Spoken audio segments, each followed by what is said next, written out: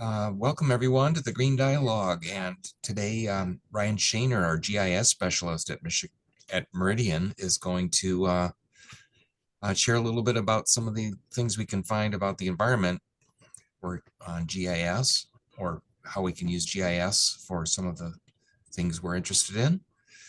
And he also teaches a course on GIS at LCC and been doing this for a while. So welcome, Ryan. Welcome. Good morning, everyone. Feel free to embellish your in my intro. Well, I haven't. When you say it says I've done it for a while, I've been doing it for about a year. So for doing the teaching anyway, um, GIS for about 10 years, so fairly decent at that. I've been with the township slightly over a year. Yeah, I'm doing. Yeah, again, graduated from MCU in 2012 with a degree in GIS, and yeah, that's a bit about me. So I can get this going here. I always do this. Switches. There we go. All right. Can everyone see my screen, my presentation? Yeah. Okay. I see some people. Okay. All right. Well, I should probably say what GIS actually is. Essentially, it's kind of like a combination between geography and computer science. Basically, just making maps with computers and whatnot. What it stands for Geographic Information Science or Geographic Information Systems, or just systems in science.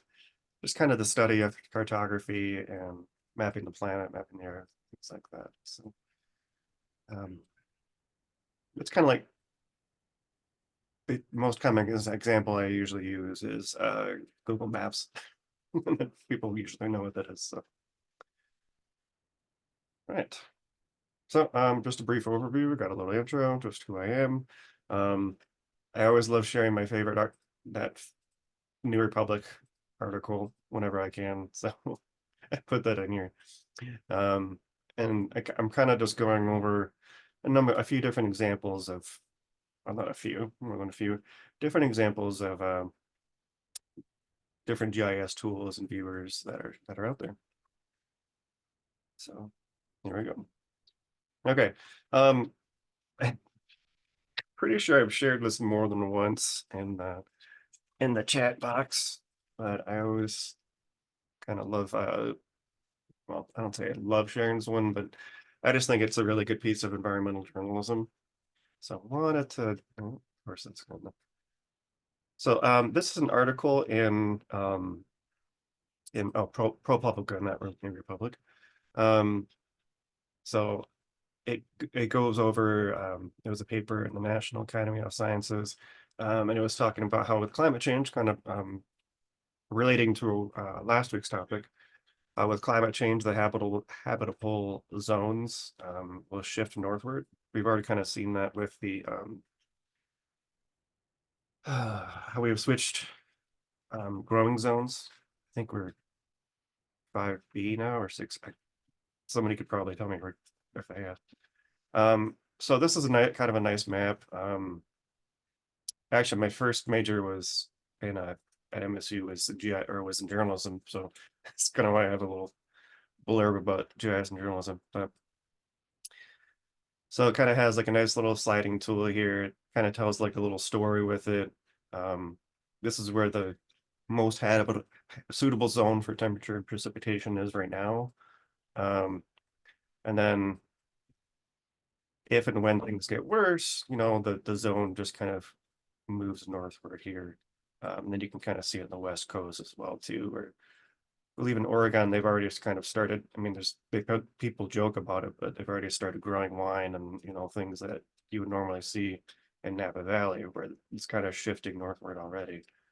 And actually with migration and some of the most recent data in Michigan too, you've seen people starting to move towards northern Michigan and then even more than UP. So it's already kind of happening. Yeah, even just I mentioned with the growing zones. So Yeah, and this is just, it's ProPublica, it's a, this is kind of like a what if kind of scenario. Um, this is 2070, so it's more just somewhere between right now, probably somewhere in the next 10-20 years, it's somewhere between here and here. You can see how it's just going to be a lot drier here, warmer there, etc., things like that. And this is just kind of a projection of one possible future. You know, um, it's kind of the current trajectory, you could say, and it has a just kind of just a nice visualization of it. And I just really just love the way that they kind of shifted it here and all that stuff. And then the other part of it, you can see um, they're kind of just again, they're kind of telling the same story. They're showing the weeks per year above 95 degrees um, by county. So this is a very common map. You can see it during election time very often, red and blue, etc., things like that. You just kind of shift through here. It's kind of neat. So, I'm not going to spend too much time on a lot of these. We can go back over them during Q&A if you'd like, but I'm going to try to keep it to 3 to 5 minutes per tool and all that. Okay, so this one's been around for a very long time. This is the USGS streamer tool. Do you already have this up? Let's just go ahead and click on it. There we go. And with this tool, essentially, if you click on it, we can just zoom in on Michigan here. If you click on a river, it'll do a downstream trace of all of the, yeah, it'll tell you everything that's downstream of that point. So I clicked right here in the Grand River, and then it'll show you the entire path of the river here. So, and then if you go like say, let's just try Bear Creek over here, Red Cedar. Again, it'll tell you where it starts and all the way to the end. And you can do it for the entire country. It's pretty cool. I mean, you could spend a lot of time to doing that one. And then there's the Mississippi River. Like, it's quite fast. It's really nice tool. So just another example here, you can kind of see up in here, Iowa, coming down, going into the Mississippi River. It's a nice little tool there. Again, we could probably do the same thing for the township. Just, it's more of a just kind of if I have time, got the thing. But here's the Shiawassee River. That one goes into Saginaw Bay. Things like that. It's kind of neat. If I'm going too fast, let me know. But, all right. So that's the streamer. This one's been around since, well, very long time. I'm trying to, basically, I picked a bunch of different examples of tools that you might find interesting and might be relevant to you guys. Right, that. Okay, shifting over to Eagle, which used to be the DEQ. The GIS person in charge of all these maps, they've won awards for a lot of the different apps that they've done. Eagle has some very, very good tools and maps and things like that. So this is a nice little hyperlink that goes here. These are all of the environmental maps and apps that the state has. There's also downloadable data that you can have or that you can download as well. And they just have a plethora of different apps and viewers that you could take a look at. I'm going to show you. This one's kind of neat. I wanted to show you all this one. So click on it. It has a little splash screen. Tells you all that about this. This is the Michigan Electric Vehicle Infrastructure Programs map. So basically, this is just showing where all of the current EV stations are. There's going to be more and more, obviously. These are obviously these are only the ones that are funded by Eagle. essentially the state is as a program where they want to have a certain number of EV chargers across the entire state so that someone could get across the entire state if they wanted to. It's kind of a statewide initiative that they've been having going on for the last few years or so. Um, can't remember all the details of the plan, but essentially for them, they're kind of focusing on more of the highways. You can kind of see here, and then they've actually been making a bit of progress and they're kind of picking up steam here, but they'll be going along the highways and showing those here. So you can see the different layers, different filters, etc., things like this. Um, you can go here. There's has all the different information over here. If you want to, you can zoom all the way in. This one's over in Brighton, just off the highway there. If you ever need to, you can use that. We've got one down here. Or looks like, yeah, looks like the Amtrak station there. Just close by to it, just slightly north of the Amtrak station. So that's a neat little tool there. There's just a complete wide variety of different maps here. It's pretty nice. Then there's different story maps. Story maps are essentially a lot like that ProPublica map I showed you all. These are all different maps where they show how landfills work. This one talks about harmful algal blooms, their impact there on the environment. There's just again just all kinds of maps here. It's really nice. So these are just a number of different ones, and yeah, you know what? Let's just go over an example here. I wanted to.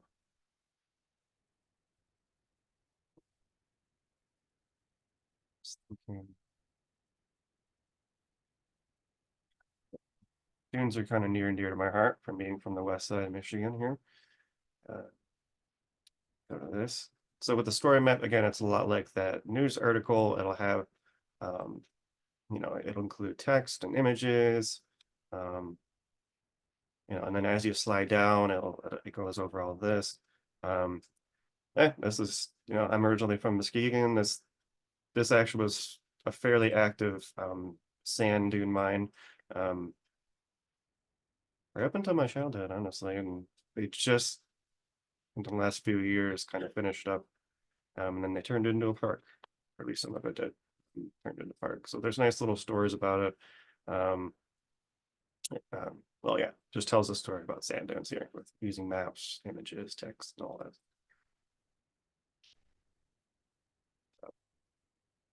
that. Okay, let's go on to the next one here. So I'm going to try to bring it a little more local here. This is a lot like our parcel viewer. I don't know if you all are familiar with that one, but this is the Ingham County.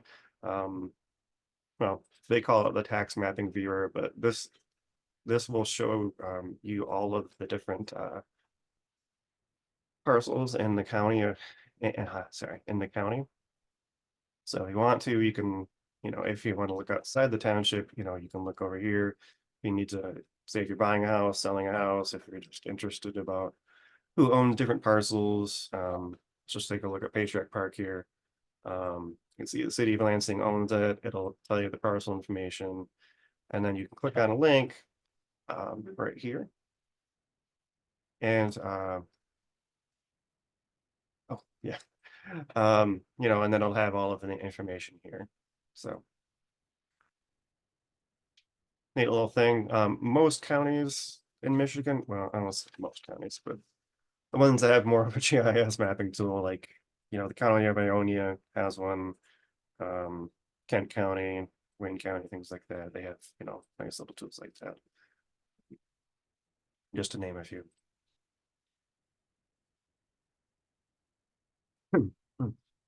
Okay. Okay, so speaking of our parcel viewer here, we kind of have the same thing that the county does, except with a lot more tools here. It's very similar to the Eagle ones. You know, you have all the different layers here. There's a legend. Um, as you turn layers on and off, it'll populate the legend. And there's different layers here. You can turn on wetlands. It's environmental, so I'm trying to keep that one on there. But someone a bit ago, yeah, and as you, yeah, requested the locations of the bike racks. These aren't all of the bike racks in the township, but say if you want to, you know, if you're going through different destinations, it's just kind of a nice handy tool here. If you're biking, this shows all the pedestrian bicycle pathways that we have. I actually kind of need to update this one. Since we've added more, I need to add the MSU to Lake Lansing phase 1 there. Things like that. So again, there's just all kinds of tools here. Not sure if you all are familiar with this, but I just wanted to show you all this. Just because there's all kinds of data out there. And really the sky's the limit on that, on what you can use in that one. What you can use things for. Then just one more that we have at the wetland here, or sorry, at the township here. This one's exclusively just for wetlands. So that's a little splash screen. It'll tell you just kind of what kinds of wetlands we have here. You click on it, it'll tell you, you know, freshwater, emergent wetland, things like that. It has the code. The accuracy of this kind of varies. This number one because this is from 2005, and yeah, things tend to change, and even in 2005, this probably was necessarily kind of dated there. So, that is everything I had. There's obviously a lot more that I could talk about, but I wanted to keep around 50 minutes for you all. Okay. Wow, that was fantastic, Ryan. What a cool overview. I didn't realize you were a journalist major. That's a nice Yeah. skill to have. Yeah. Um, Kim mentioned that she'd love to see these links in the chat window if you are willing to share those in the next 15 or so. Yeah. I was actually thinking about just sending the PowerPoint presentation to you, Leroy, and then, you know, when you do your follow-up email, like you could maybe do that. Does that work for everyone? Sure. Okay. What other questions do people have or observations? I have a question also. Probably 15 years ago, I think, I went through the LCC GIS program up until I think I needed 2 classes to get my certificate. And they, for like 3 years running, they did not offer that class. So I kind of set it by the wayside. So a lot of my information is out of date. But at that point in time, in order to get the extreme accuracy that that if you wanted it, you had to use a base station to calculate the offsets. Is that still, has the technology improved where you can get really good accuracy now with say like a backpack unit, or do you still have to go through that correction calculations? So you still do need to use the corrections and calculations. That's just sort of a limitation of the technology. It's funny because I actually teach the GPS course. But typically, yeah, quick overview, I guess. So with cell phones, you typically get within about 3 meters of accuracy. But then if you add there's different add-ons and different tools you can add to your cell phone. You can get within maybe a foot with a cell phone. And then if you're using a base station or you know, probably more, more industrial grade GPS unit, you can get within, millimeters or centimeters and, inches, that kind of thing. Typically, so to get the inch kind of accuracy or millimeters or centimeters, whatever, you typically use the differential correction tools that the state has, that DMDA has, and you would log into their system, and then it would run calculations, and you'd get the accuracy that way. If you just have the GPS unit, it's probably about a foot, maybe 2 or 3 feet. I would say 1 to 3 feet, just with just the unit itself. Hey, Ryan, can you give us in just a couple examples of how the township has used the GIS information kind of recently, just to give us a sense for how the tools are being used? Yeah, of course. Well, me being the GIS specialist, I use GIS every day. We use it to pull addresses to create mailers. So whenever we're sending out newsletters or notifications of road work, that's GIS, pull out the parcels and send that out to get the addresses. Another example, just kind of displaying the road work for 2024. I was just creating a PDF version of that. Just kind of showing which roads are going to be getting crack and seal treatment, which roads are brush and shape, things like that. That's another example.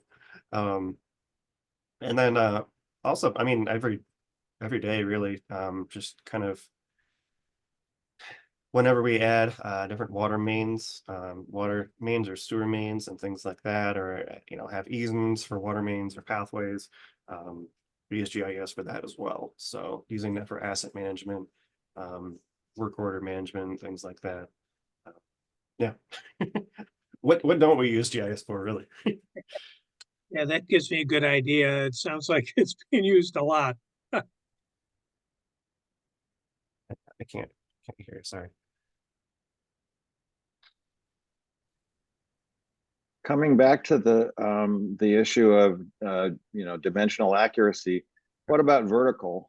You showed us the wetland map, and of course that implies something about topography. Mhm. But I was just wondering how accurate. Well, both when I'm riding my bike and my cell phone is telling me that I'm at XY altitude, that's one thing. But Mhm. also how accurately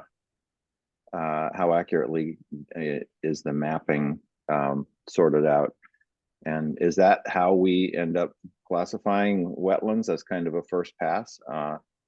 Because 2005 is a long time ago, and it's true. It would be nice to try to update those kinds of things with concerns about more extreme storms and so forth, just to understand future water flows, etc. Okay. It sounds like it's probably 2 questions in there. As far as the wetlands go, yeah, it would be wonderful to have more up-to-date data. There probably is more up-to-date data. It's just, I haven't updated the viewer in a bit. From the federal government, they're the ones that typically update that. I would say typically, if you're going to get more information like wetland wise, it's better to, most people or companies or, basically whoever wants to know where a wetland is or wherever it's delineated, they would have a survey done, and then get it done that way. I would say the wetland data and wetland maps are just more guidelines, really. To quote Pirates of the Caribbean. Okay, and then the other question was, oh, the vertical accuracy. Yes. So that again, that really just depends on the device that you're using. Yeah, obviously the cell phones aren't going to be as accurate. I mean, just to use an example from in my car, sometimes in my, I have a tool in my car where it'll tell me the elevations and everything, and it really only keeps it down to, it only narrows it down to, like to the foot, like, and even then it's not super accurate. It'll say like 854 feet above sea level, you know, that type of thing. And it, yeah, and then it Yeah, also plus or minus it just- 50. yeah, plus or minus 50 or 5 or whatever it is. Yeah, and then really, yeah, it really just depends on the device you're using. If you have it more in industrial grade, you can get it, you know, down to a meter, you know, or maybe a foot or so, something like that. So then the other question is about sort of, you know, privately owned assets, so, or at least privately controlled. So for instance, you know, every once in a while there's a thunderstorm and somebody's power goes out. And I've often wondered, okay, where, you know, where are, for example, where does our power come from? And, you know, is it possible to map the distribution system so that we know where the sort of possible breaks are, et cetera, you know, that kind of thing. And of course, you can go to you know, the utilities sites, and they'll have estimates of who's lost their power and so forth. But it would be fun to be able to actually, you know, trace the connections, say for electricity or water, et cetera.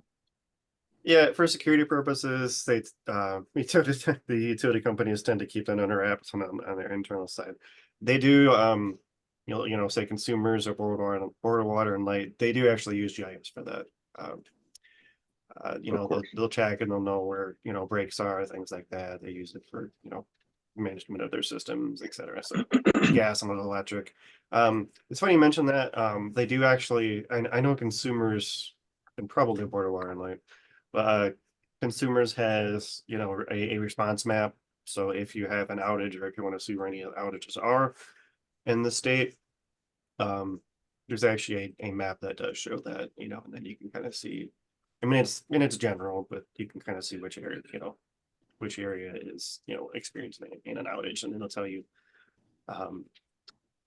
the likely reason that there's an outage, and then, you know, it'll also say, you know, kind of the response time and, you know, when they expect to get it back.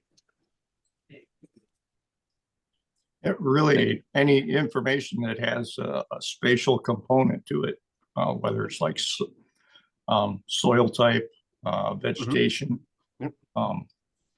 any of those databases with a spatial component, you can suck into a GIS and map whatever you want.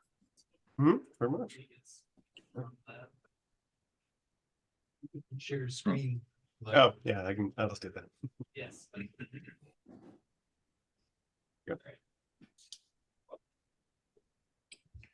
In a couple of Yeah. weeks, Norm Cox is going to come and talk about sort of greenways mapping, which we've done in the past. And I'm sure there'll be some potential mapping discussions related to that. That'll be April 10th. I'm not sure. I don't really have a question. I'm just saying that this topic is going to be coming up again. And Brian, do you know more about the master plan for updating the greenways map? The recently adopted master plan for the township has as an objective to, in the next 5 years, update the greenway plan. That's my report. That's fair. So we know that it's something we want to accomplish, but there's no discussion about how to proceed with it. Frankly, that might be an environmental commission thing. One of Norm's questions to us was how we've used the greenways map in the past, and I'm not sure exactly, but Brian has mentioned that when we look at new developments, that's a kind of an ongoing tool that is just one of the criteria that we might use to evaluate a future development. That is true. Brian, that's a lot of information that you presented. I feel like I need to play with the maps a little bit before I can ask you good questions about it. But thanks for that. You've sent me down a rabbit hole. Happy to do so. Feel free to have it or send me any questions too. Well, I copied your email, so I love the idea of story maps and Hmm. asking the question like, what are some stories that we want to tell? And how can we tell them better?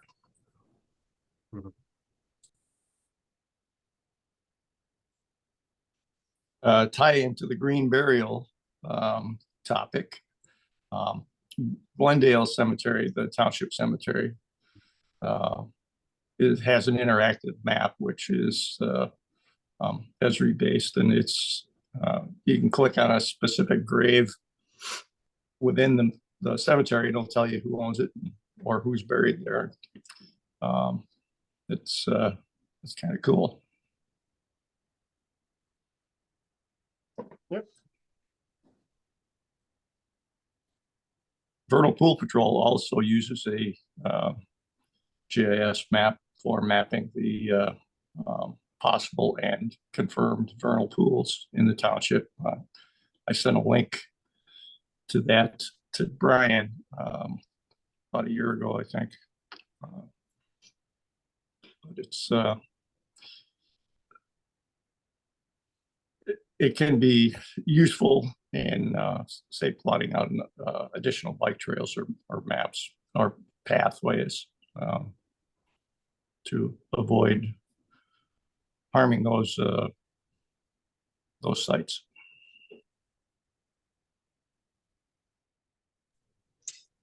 Yeah, that was during the SUP process for phase 2 of the MSU trail. You were concerned about the vernal pools. I used that to show that was staying out of the way, and I had engineering actually confirm that during that process. That was useful. Thank you.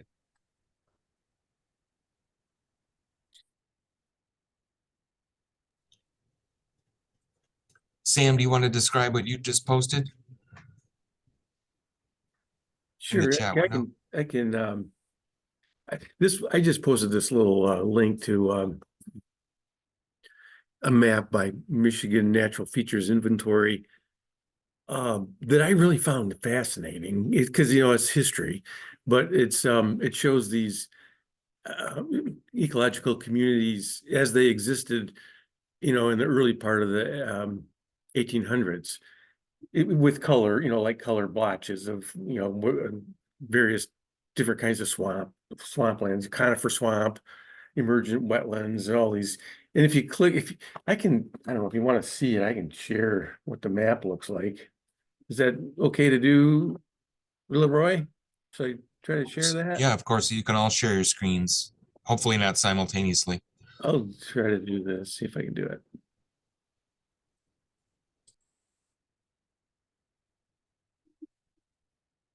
So is that showing up? yes. Okay. First thing, I mean, when you get into this map, you gotta move stuff around to find it. There's like this bar that you gotta just kind of shove it to the side. And then so here's Meridian, but if you just click on a color, it tells you this was a mixed conifer swamp, okay? And this pink area is the Oak Hickory Forest. So that starts to, I mean, it's fun to see. This is where all the development pretty much has happened in this high ground. And for the most part, we've stayed out of these conifer swamps, and or here's this mixed hardwood swamp. What's this mixed oak forest? Okay, so it must be a little bit high ground again out there. But it's you can go all over the state with it, which is kind of fun. So it's kind of, for me, it's entertainment. But the thing to do too, if you want to see the legend, it's not very intuitive, but there's these 3 bars up here. You hover over it, it says a legend, and you click on it and it all shows up. And a lot of these colors are, if you're like me, I can't tell the difference between some of them. They're, so close, but that's what's nice about being able to click on the map, and it'll just, a window will pop up and tell you what it is. So you don't really have to look at the legend if you don't want to. So it's kind of fun. Fun stuff. I can waste hours looking at these things. And that streamer map, Ryan, that one too, I'll get lost following those rivers. It's great entertainment for me. Yeah, that river map might be useful to the Michigan Waterways Steward.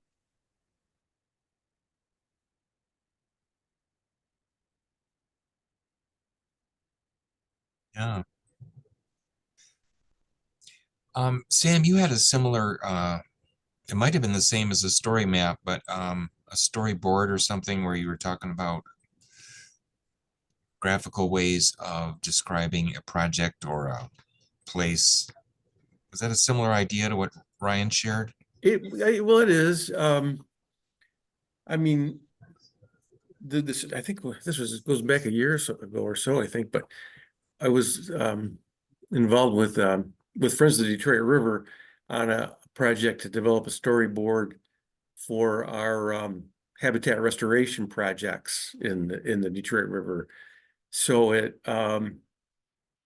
was essentially I didn't do it, so I don't know the details of it, but we had a intelligent student that did it on a volunteer basis, and it was essentially a map that you could click into, and then windows would pop up with photographs and narratives of the different areas where habitat work was being done. So very descriptive, a lot of images in little windows that would pop up as you wanted to see more detail. And that's on, I think that's still on the Friends of the Detroit River website, if you wanted to check into it. It might be Does, interesting to develop something like that. We're talking about doing another eco tour of the township on June 8th. It might be interesting to get people's perspectives on, how can we use maps to either define a tour or illustrate multiple tours. I think too, Leroy, when I first brought this thing up, we were talking about an initiative that, trying to remember exactly, it was something to do with trying to get all the various environmental groups listed in one spot. And there was some additional information, I think, that we were trying to add to that seemed, I think in my mind at that time, could be appropriate for some kind of a mapping storyboard, showing locations of these groups and the different, as you pop in, click into them, their visions and different areas of focus. So that, I think it's an appropriate, it still is an appropriate use. I don't know if, I know we worked through that, and I think we do have a list of those groups now, but we haven't really developed it a whole lot further. Right? I think we could. Tri-County Regional Planning Commission was working on that. And Yeah. one of their staffers ended up leaving. And so I'm not sure where it is right now. Does anyone else know where that? If Amanda was here, she could give an update. In fact, Amanda. Sarah was involved in that quite a bit too. I don't think she's here today, but. Yeah, that was one of the first things we started talking about in these dialogues is like, well, who's doing environmental projects in our region and what's going on? And just realized there's a lot of lack of awareness of all the things going on in our region. So, does anyone know to what extent GIS played a role in the redistricting that went on in the state? I know there's census data that can be used to determine who lives where, even right down to the racial level.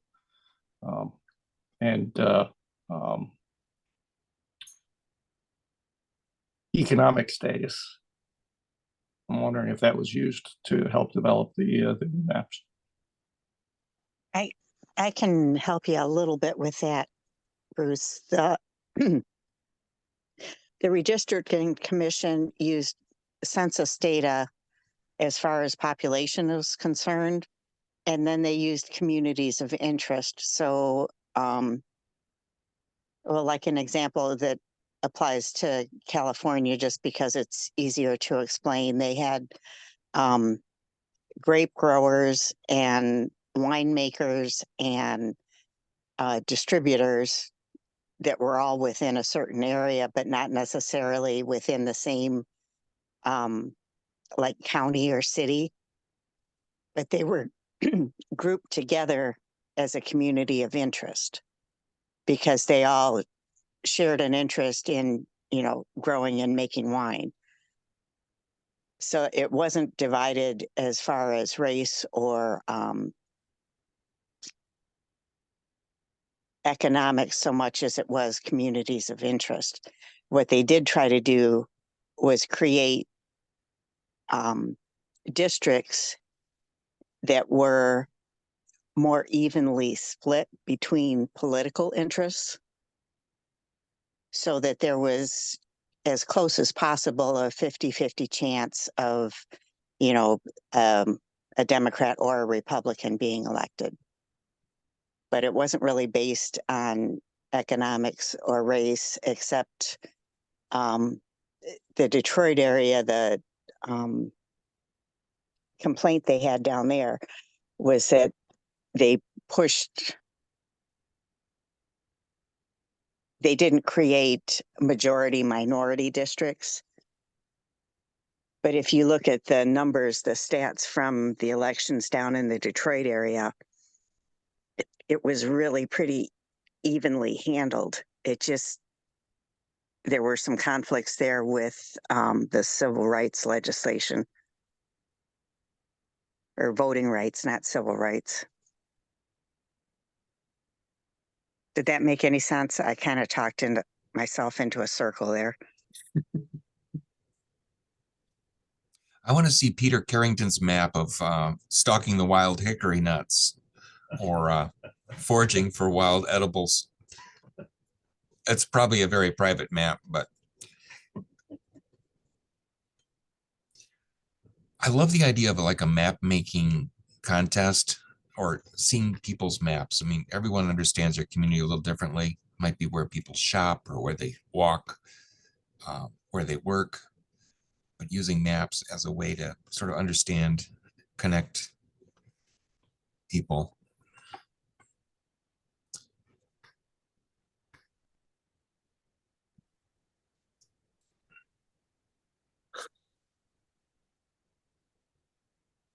Up to this time, I have not made such a map about distribution of edible wild plant resources, although it would be fun to do.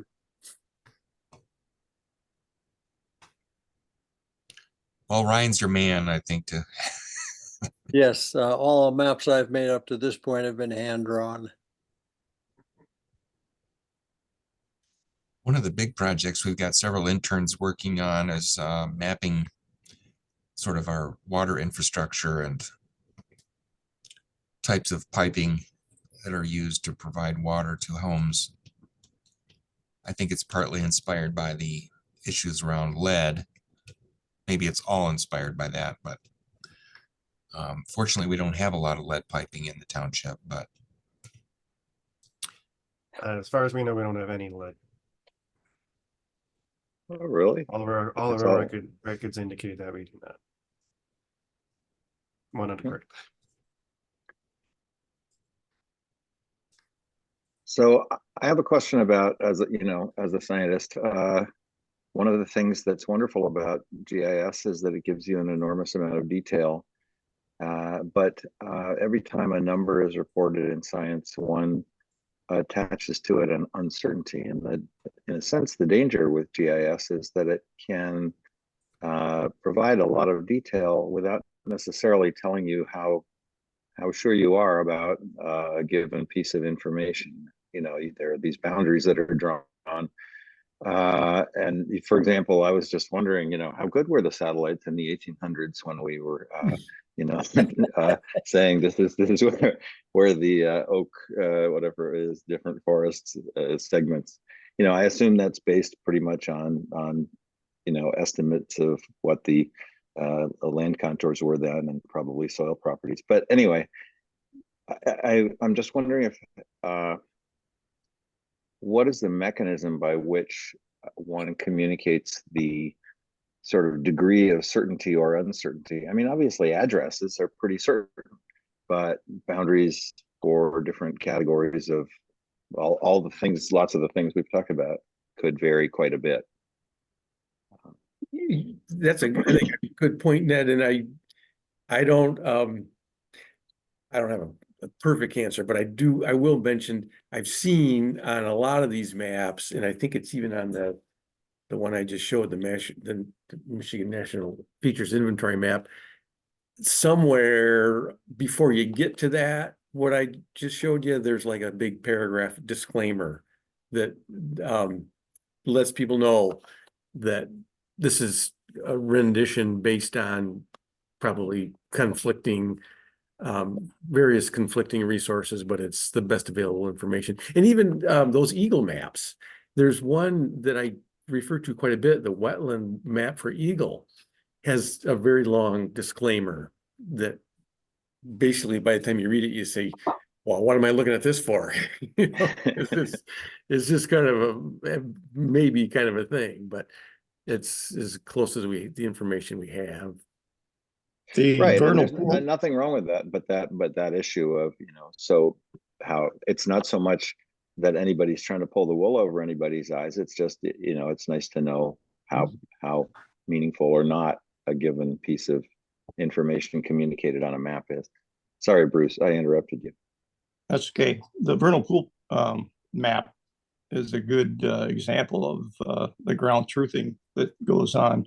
Those polygons that are mapped there, many of them are just based on what it looks like from satellite imagery. And they rely on people that are trained to go in and locate these polygons or these pools, and then check to see if they meet the criteria. That's what the Vernal Pool Patrol does. So if you look at that map, they're color coded as verified or not verified. Bruce, Oh, something that's very helpful. Yeah. Yeah, that is helpful, but Bruce, with vernal pools in particular, depending on what month you're in, the shape can be significantly different. So that's something that maybe there's some type of disclaimer on your map. I'm not sure, but those shapes move around a lot too. Yeah, they do. And typically what the patrol tries to do is they'll visit it 3 times a year. Right now is prime time for looking at vernal pools because wood frogs and some of the salamanders, which are the indicator species, are the ones that are utilizing those pools. So if you go out there and you find them this time of year or any other indicator species in that particular spot, it's pretty much confirmed that it's a vernal pool.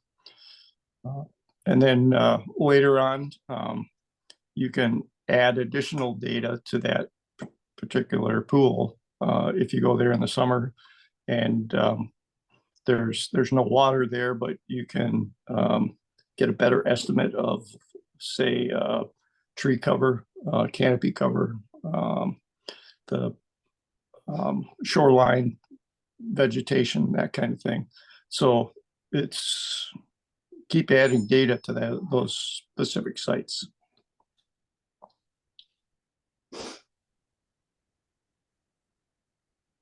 On the Environmental Commission over the years, we did talk about wishing that we had, the personnel to compile the various surveys that had been done during, when SUPs came up and things like that. And, they're in some file cabinet somewhere, but a variety of parcels have been, surveyed in more detail, like you were talking about ground truthing. Of course, some of them get then re-landscaped, et cetera, if they're places that people are building. But I wish that we had a way of culling, or not culling, but digging up all that information and compiling it. That's buried in file cabinets somewhere. Where there's a will, there's a way.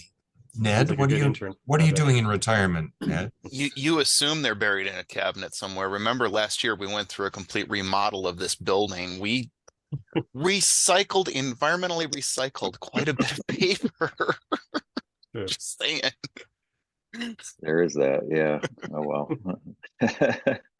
In all truth, it might be sitting, we still have boxes of stuff sitting in our break room, so if we could find something like that, that would be an interesting thing. What is SCP though? What is it you're referring to that you did? SCP. That's what you called them. SCP. SUP, I Oh, think. SUP. Special use SUPs. permit. Oh, I'm sorry. Yeah, I misheard you then. I know exactly what those are. Yeah, of course. No, it was, I mean, it's, of course, the long history of the Environmental Commission was that it was the Wetland Commission. And so it was, it had a focus of being called in to be part of surveys, even though the township would employ a commercial company to do the survey. Still, the conversation was held by people in the township, well, specifically the Environmental Commission. Anyway. Well, the ordinance still reads. Right. The Environmental Commission is to review if it's a special use permit involving a wetland. Exactly. We have a lot of people who do wetland delineations, or we do verifications of those, but if they're not in the wetland, that doesn't turn into an SUP or an SCP in this case. Right. Anyway, that just gets back to my question about sort of accuracy. And so Bruce, thanks for pointing out that the vernal pool patrol actually goes out and formally surveys, documents what's on the ground.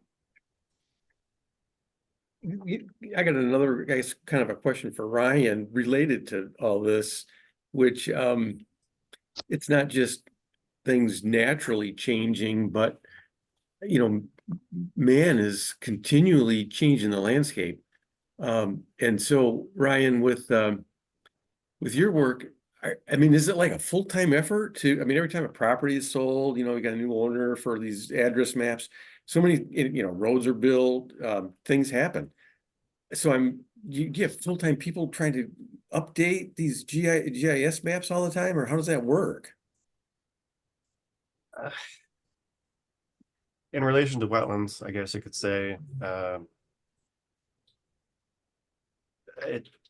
short answer, no. Longer answer, yes, there are people whose full-time job it is to map all the, that wetland information, particularly with the state, but there's no statewide effort to map all of it that are keep the wetlands updated. In like property, like addresses, ownership maps, those, how are we keeping track of who owns what? Because that changes daily. Oh, so that is kept track at the county. At the county. Somebody's doing that all the time. So, someone is doing that, yes. Yeah. I'd like to speak to that a little bit, actually. We do a lot of land divisions that don't rise to the occasions of public hearings and stuff. And when I write a land division like approval letter, I copy Ryan on that so he can update GIS. Ryan, I actually have a question for you then. Based on that, how quickly is the online parcel viewer updated? How often is that done? I'd say maybe once a year. Okay.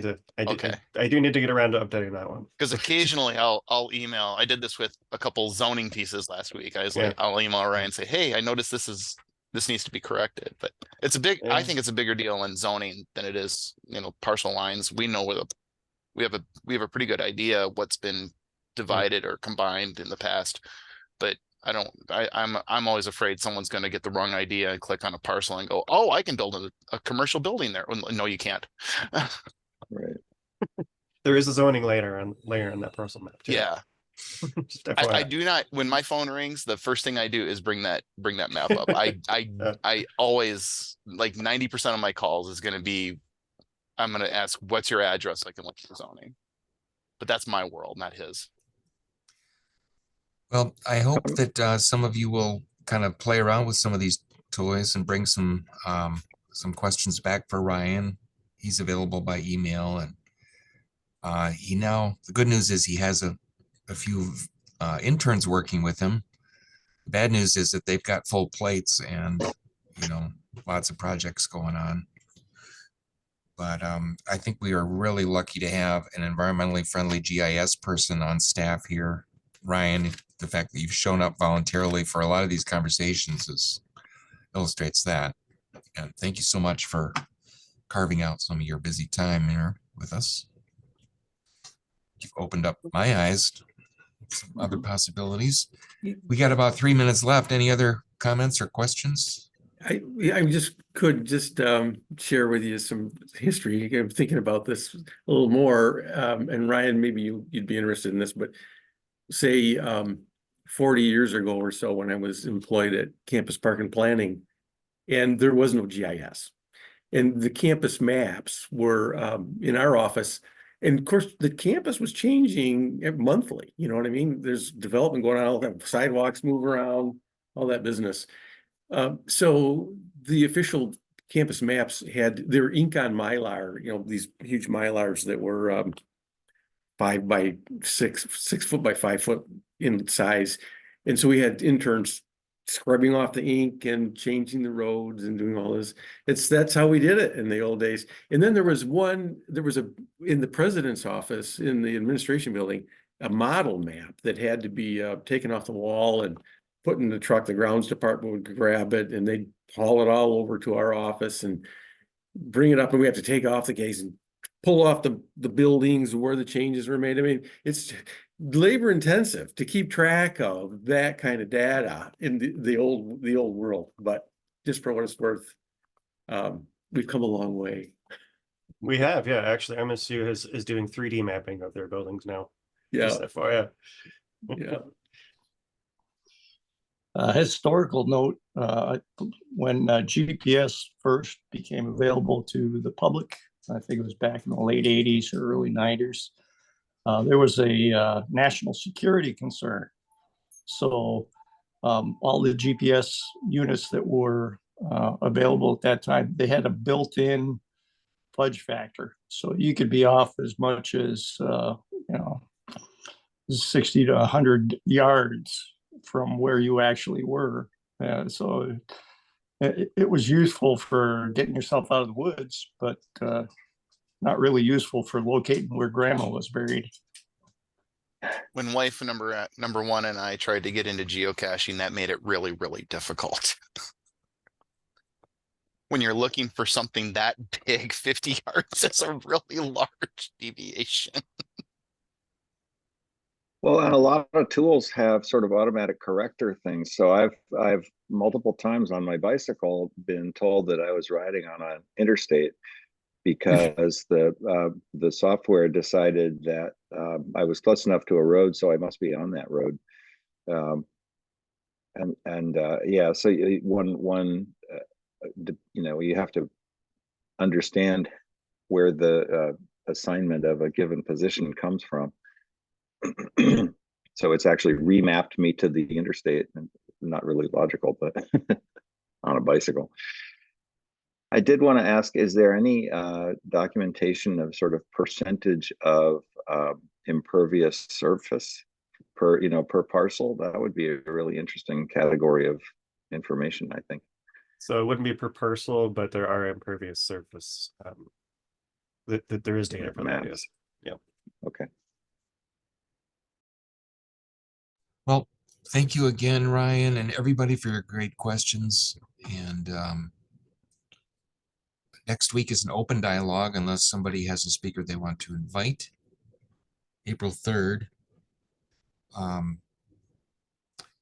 Maybe you'll all be back for an ongoing conversation on this topic.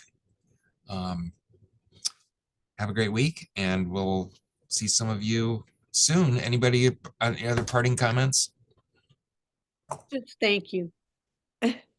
Peter's inaccessible right now. Just thank you. I second that. Thanks very much, Ryan. Thank Yeah. you. It was a Great. pleasure.